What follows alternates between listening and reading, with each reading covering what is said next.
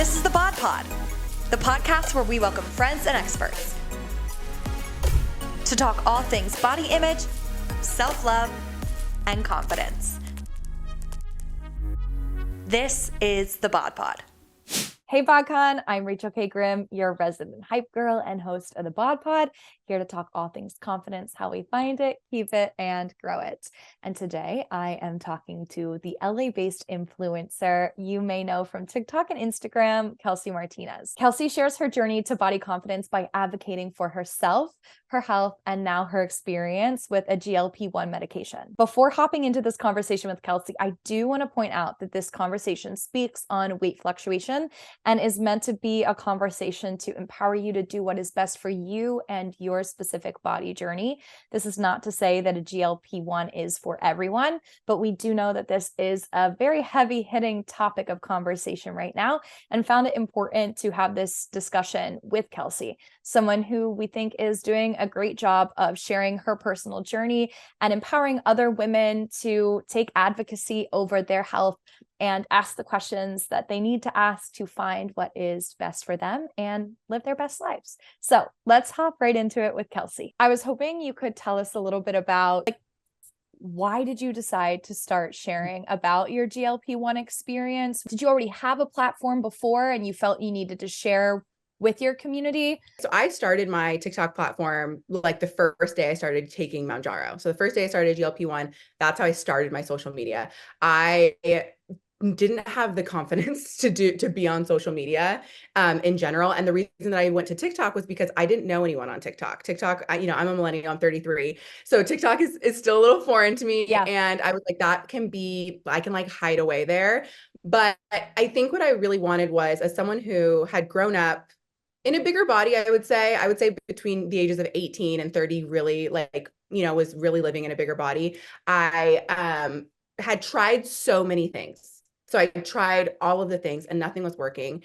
And I did my research and I advocated for myself and I was able to get on a GLP-1. And I was like, if this works and I can talk to people about it, then that would be amazing. But more than that, I just wanted a diary.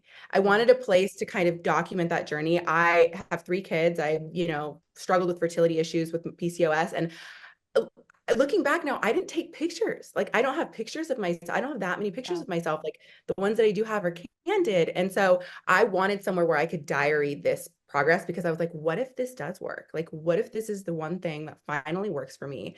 I want to be able to document it. But in no way did I go into it thinking like, oh, I'm going to get a lot of followers and I'm going to get a community. And I never thought that would happen. I literally, honestly, I posted one video. I remember it was the day before my niece was born, the day that I started Mounjaro. And I went about my day. The next day came and went. My niece was born. I was walking out of the hospital and I looked at my phone and it was like not viral, but it had like 15,000 views. And I was like, what? Like, I was like shocked, shocked to see that. And then I think it was new and people were curious and people wanted to know about the journey. And so people started following along and asking questions. And where did you get it? And do you have PCOS? And what are your symptoms? And so I kind of leaned into it. And for the first kind of 6 months of that page, that's what my main focus was just documenting it, sharing what I was eating, sharing my progress. And it was really empowering. It was really empowering to be in this space of there was a lot of hate. I'm sure that there's a lot of hate and there's a lot of people who disagree with the use of GLP-1s. And it empowered me to kind of explain things in a way from a different perspective. So that's kind of how my platform originally got started. And then I kind of shifted my platform as time went on. And after I lost the weight and I kind of dove into other things. And now this is what I do for a living. But at the time I was working a 9 to 5. That's the other important piece. I was working in human resources for a nonprofit here in LA, which I loved. And every night I would come home and I'd go into my little bathroom and I'd put a little light on my phone and my kids would be in bed and I would share my day and share the updates. And I did that for about a year until I went part-time and then eventually quit my job. You mentioned PCOS and yes. You mentioned advocating for yourself, and maybe this is the thing that will finally work. I'm curious, was it a conversation with your doctor? Was it research on your own? What was the thing that finally made you be like, you know what, I'm going to try this one last thing? Because Yes. I think, I know from my experience as a woman with PCOS, we're constantly told, oh, lose weight, but it's so difficult because of the hormones, and it can get really exhausting. Yeah. So I'm sure you're familiar. A lot of PCOS women are familiar with the eat less, move more.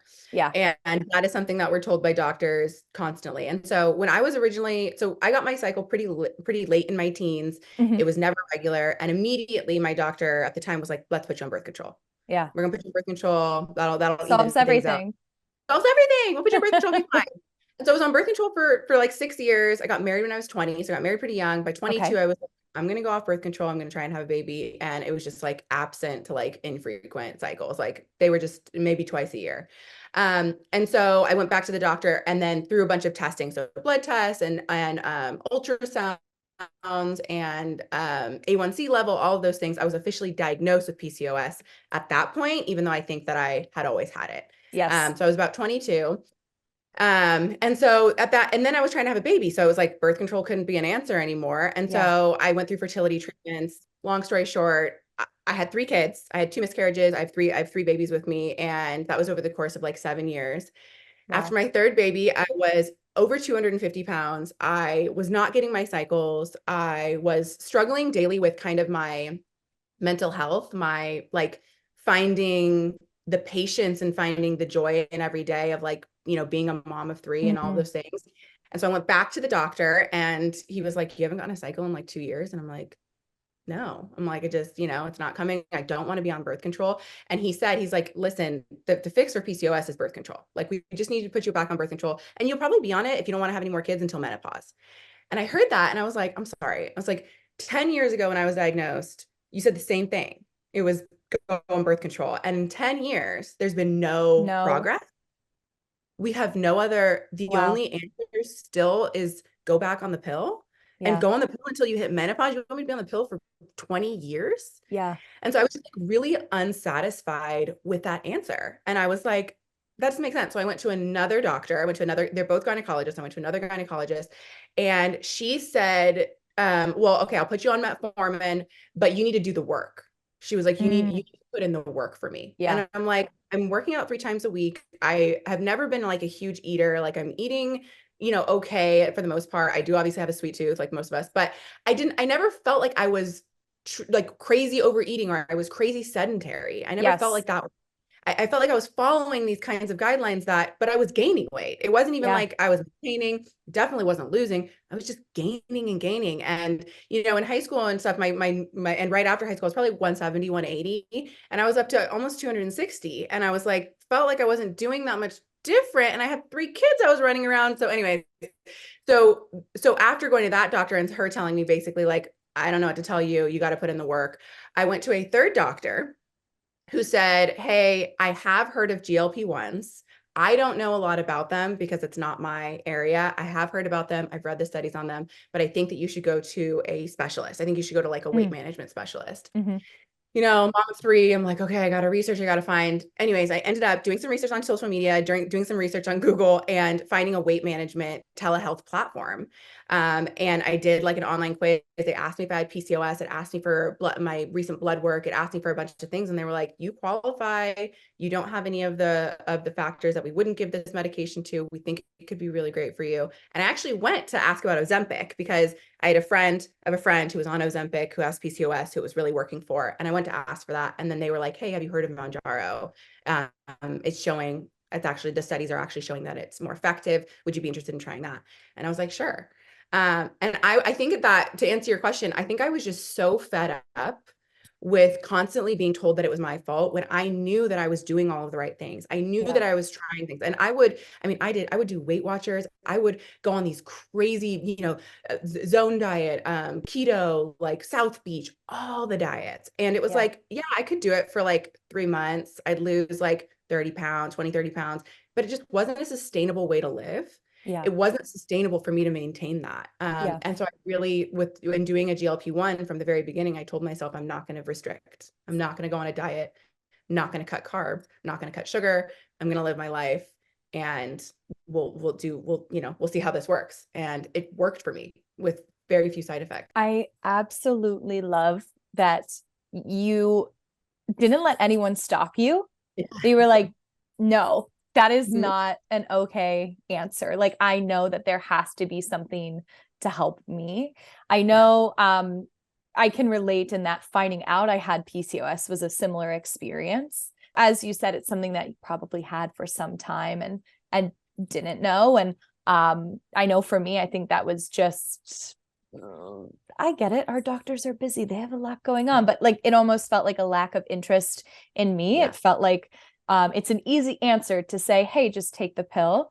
So Right. I absolutely love that you advocated for yourself, but in doing so are empowering other women to then go and advocate for themselves at their doctor. Sure, yes, Yeah. for something like PCOS, weight management, but also I think you're empowering women to then ask about other things that they have going on with their health, even if it's not the same things that you're going through by sharing this experience. I think it's really powerful. Yeah.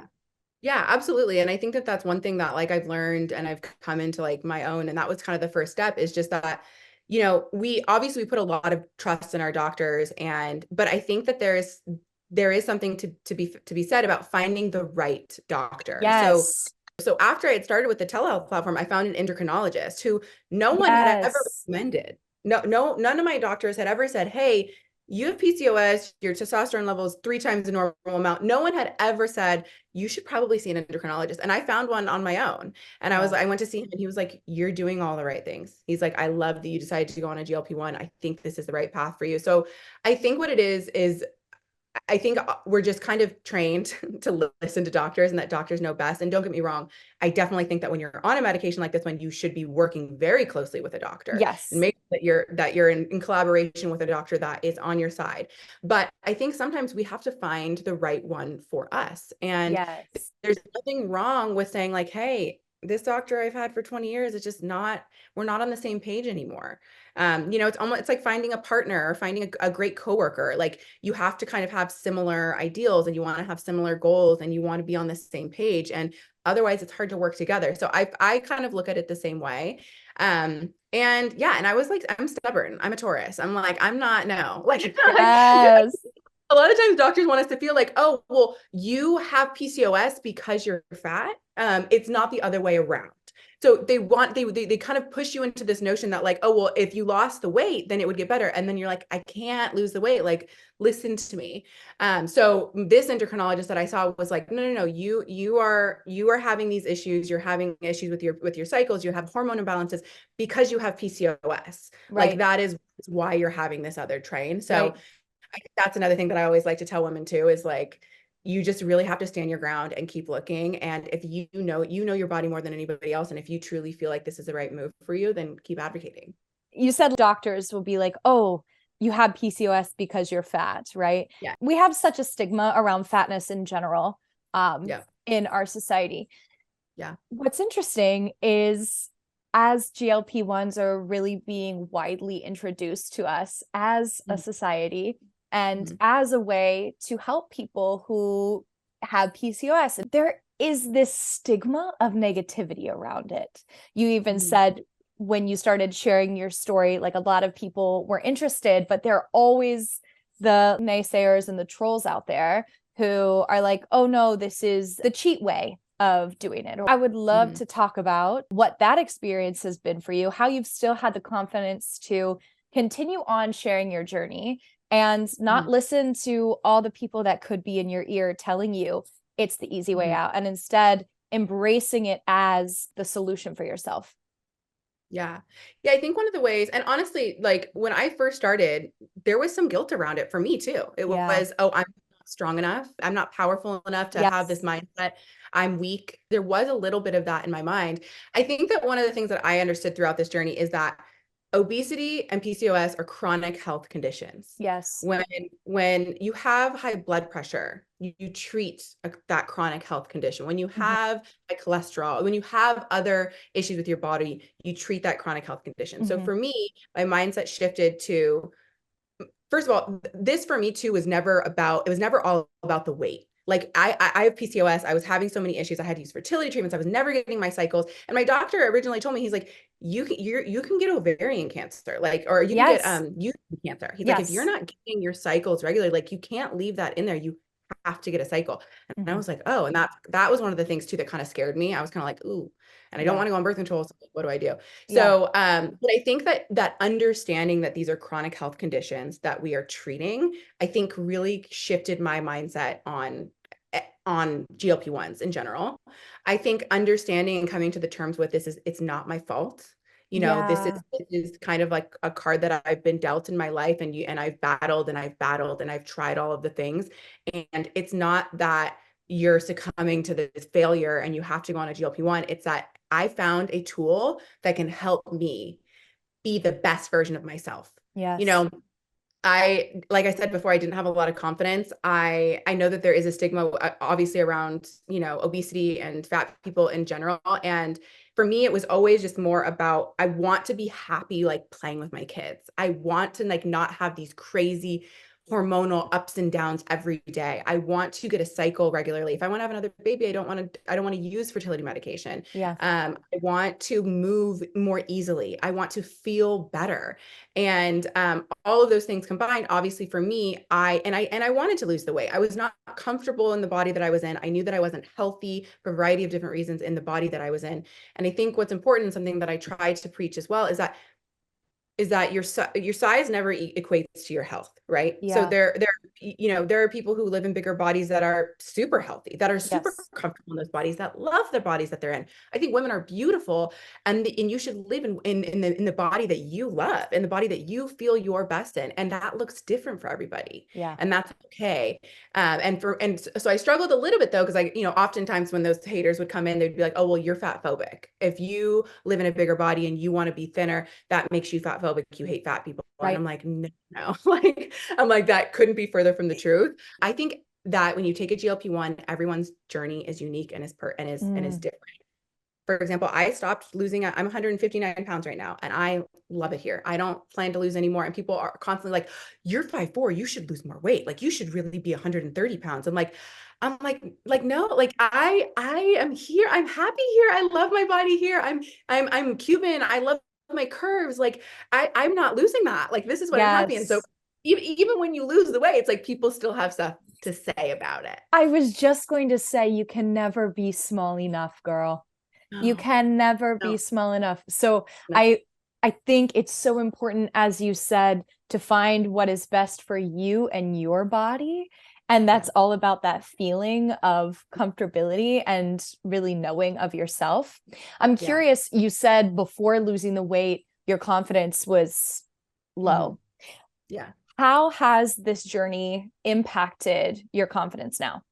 hmm Yeah, I think that my confidence has absolutely skyrocketed since I started losing weight. And also, I think that I was really lucky in that I do think that social media helped me along that journey. And I think for a Yeah. lot of people, it's kind of opposite. Like, I think a lot of people start social media and then they get kind of the haters, and it kind of diminishes their confidence. And for me, I have one of the greatest communities out there. Like, the Yeah. community of women around me that we've been able to build through this platform is fantastic. I have so many sweet, sweet supporters, and they have also kind of helped. I think going through this with a community is one of, if not the most important thing I ever did, Yeah. because I don't know that I would be where I am if I hadn't have had that support. I don't have anyone in my life who was going through this with me. I didn't have like a friend who was also on it. And so I think having that group, that community that I could turn to, that we could talk to, I think that really helped my confidence.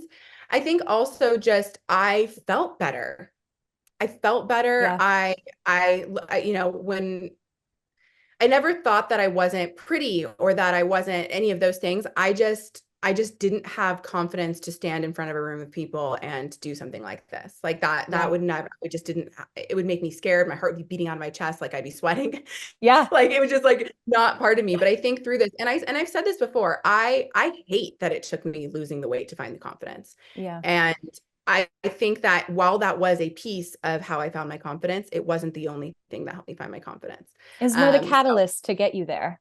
exactly, exactly. Yeah. It was slowly but surely, as I started to, lose the weight, and as I started to kind of find happiness. I also think that, like, I was always born to do stuff like this. Like, I was always made to be creative, and I wanted to do that, but I didn't have the confidence to get me there. So I think Yeah. so many things happened all at once for me.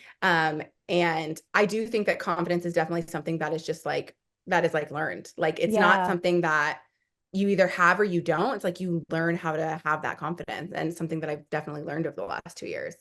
Something I find myself saying in all of the episodes that we've done of the podcast is that confidence is a journey, and that it really is this like promise we make ourselves and we keep it and then we follow it through. And that is how we keep building and growing that confidence. And I think for you, taking that step for yourself, advocating for yourself, continually not accepting the answers from past doctors and saying, no, I know that there's something more that can be done for me, following through with it and not listening to other people who say it's the easy way out, and doing what is best for you and your body because you knew it. Like that is an ultimate promise to keep yourself. And when we are able to keep a promise for ourselves in one place, it just, as you said, skyrockets our confidence across the board because we know that we can do it again and again. And I think it's just like the greatest journey that you're on. And the fact that day one of this journey is when you started sharing online, and therefore other women have walked through it with you. Girl, no wonder you've grown such a community. Like that's incredible. Yeah, it is a crazy journey. And there are so many of us who, like you said, were walking the same path and did it together. And I think that is one of, I cherish my page and my TikTok so much. I feel like there's so many women on there that, I mean, I've met some of my best friends, like, my podcast with my friend, Michelle, we met on social media, and she's one of my best friends now. Wow. That's awesome. We met through going through this journey together. And so I've just met so many lifelong friends, and I've learned so much from them. And they've really picked me up on the times where I was, frustrated or plateauing or just not feeling my best. And so, yeah, I think that has had a lot to do with how I found confidence as well. Can we talk about community a little bit? Because you've mentioned community and the power of it multiple times. Obviously, you having a platform, growing in this way, you've cultivated this community, made friends like Michelle and so many others. I'm curious, any tips you have for women who also feel maybe a little bit alone in the experience that they're having, whether that's with their health or whatever it may be. Where would you suggest, as a 33-year-old millennial woman, to go and seek out that community that is like-minded and can support you on your journey? Mm-hmm. Yeah, I think that's a great question. And I think that along with like kind of when you become a mom, when they say it takes a village, like when you're going through a huge body life transformation like this one, it also is going to take a village. So I think first and foremost, having whoever is close to you in your everyday life, whoever that might be, if it's your mom, it's your sister, it's your friend, it's your husband, your wife, whoever it is, having that person, and this doesn't always happen, but having a support person that you can count on in your real life, I think is very important. My husband was super supportive of me on this journey, and my sister also knew about it and was also very supportive. So I was lucky to have that at home, because there's going to be times when you start to lose the weight and people start to notice, and people are going to ask questions, and you're going to have to try and answer those questions. So that's another topic. But I was going to say, writing that question down. Yeah, writing that down. Yes, exactly. But having that kind of support, someone in your life, everyday life, that has your back and supports you in this journey is important. And then when I first started, there was really no like Instagram Ozempic Mounjaro community whatsoever. There was nothing on there until probably the last year or so. But there was nothing over there. TikTok was huge though. TikTok was huge. And now what's happening is the TikTok guidelines have changed. So it's harder to actually talk about this kind of stuff over there. So now people are shifting back to Instagram. But I would say, if you can find, like if you're kind of an introvert and maybe like, joining like an online like chat group is not really your thing. Like, I think that going toward social media, you're probably on it anyways, and kind of following people and looking at their journeys and maybe being in the comments and maybe supporting each other. I think that's one way. Instagram also has broadcast channels now. So if you find someone who is on a GLP-1 journey, they may have a broadcast channel of like a couple hundred people. And it's kind of nice to be in there and talk to people. And it's somewhat anonymous kind of feeling, but there's people going through the same thing that you're going through, and you can kind of chat back and forth with. So I that's kind of what I would recommend mind. There's probably more options than that. I've been really lucky in that my TikTok has been my thing to go to. But I think that is probably where I would start. If you're not on social media at all, I'm sure that there are other, like, I don't know, I'm thinking of like when I used to do Weight Watchers, and like the Weight Watchers app Yeah. had like, I don't go there, but Yeah.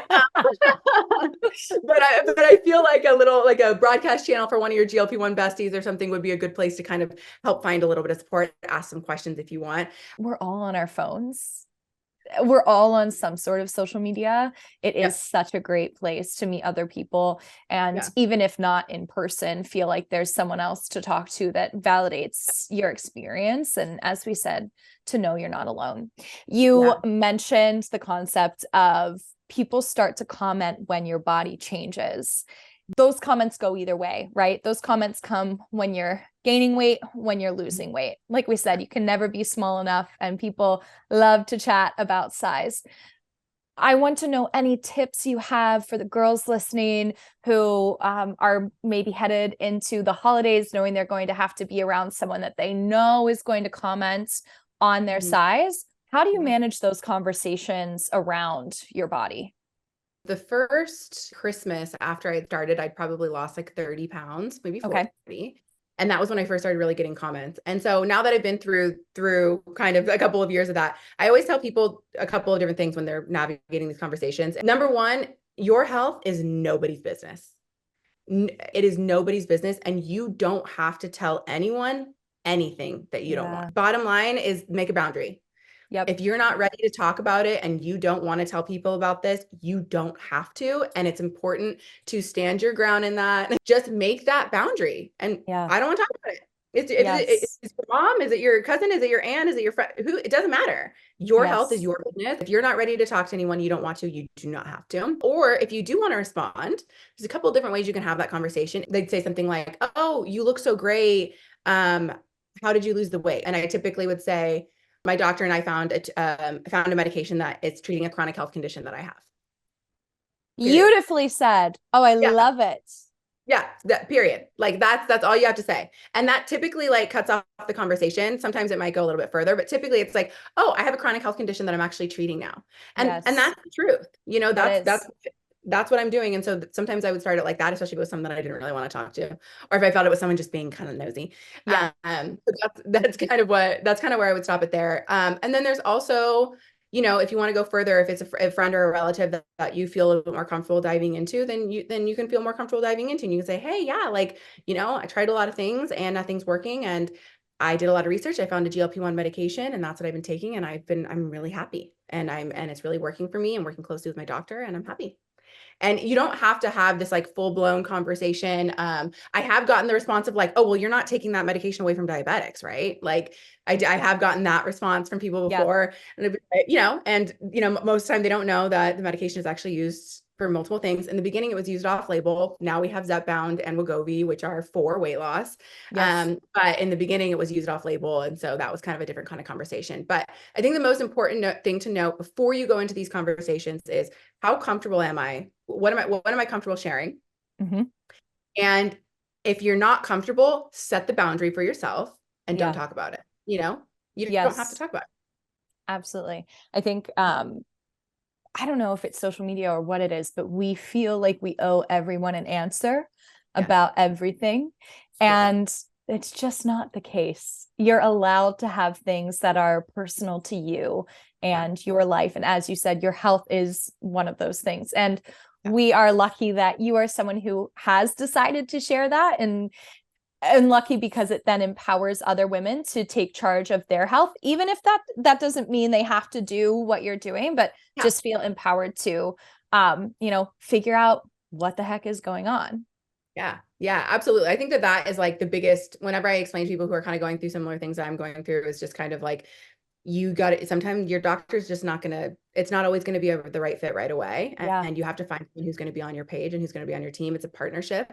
Yeah. And you want someone who has the same values that you do, has the same goals that you do. And once you find that, it gets so much better. It's literally like making friends or dating. Just It really is. It Honestly, is. it really is. You're not just going to walk in and the first one you see is going to be a perfect match. It's, it's rare that that happens. I want to know why you think GLP-1s have a bad rap.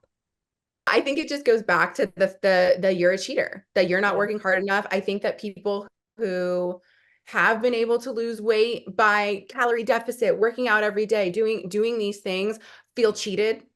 They feel like I had to put in all this work and you didn't, and that's Yeah. not fair. Yeah. When the reality is this is just a different tool and it's a different path. Everybody has their own path to get to the level of health that they want. And this is the path that I chose. It has nothing to do with you. It has nothing to do with your path.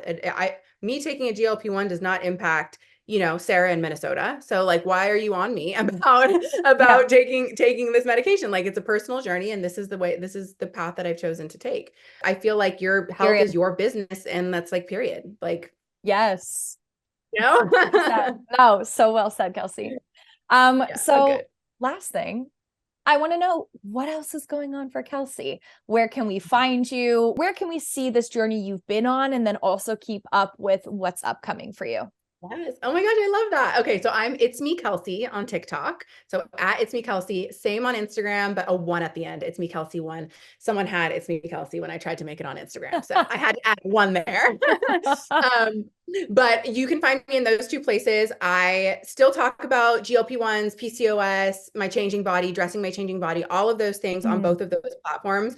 I do weekly Q&As in my Instagram stories every day about GLP-1s, about my journey. So that's a good place to ask questions. Like I said, TikTok guidelines have changed a little bit. So I've pulled away from posting quite as much about when we talk specifically about weight, about numbers, about how much I've lost, those types of things. You won't see that much on my TikTok, but that will be on my Instagram. And also over the course of this time, one of the other things that I really transitioned to is beauty and fashion. I started getting a lot of questions throughout my journey about how do you curl your hair? How do you do your makeup? How do you, do those things? And so I really leaned into that because I felt like along with helping to empower women to advocate for their health, if I can teach women how to curl their hair for the first time, or if I can teach women a lip combo that I've been loving, that can make them feel more powerful, that can make them go out and ask for the things that they deserve, like the raise or whatever it is that they need. I want to do that. And I found that I love doing that through beauty and fashion. I also do lifestyle. So you'll also see my husband on there a little bit. You'll see the backs of my kids' heads every once in a while.